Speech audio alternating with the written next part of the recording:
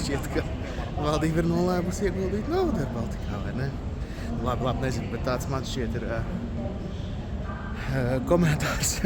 Izlasot šodien paziņojumu, ka ir atbrīvots no amata Mārtiņš Gauss. Neesmu ne viņa aizstāvis, ne tur nīdējis, bet gribējās tagad palaist uz biržu, tad atbrīvot no amata uzņēmumu vadītāju, kuru taisīs biznesa plānu, viņš šo stāstu būvējis. Nezinu. Šķiet, ka tad nav jau arī uzticības visam plānam, vai ne? Un es nezinu, vai aiziet biržā, tikko atlaižot uzņēmumu vadītāju. Gaidījām tagad pavasarī, varbūt atliekās uz rudeni, bet naudu šogad vajadzēs. Tāpēc arī mans sākotnējais pieņēmums.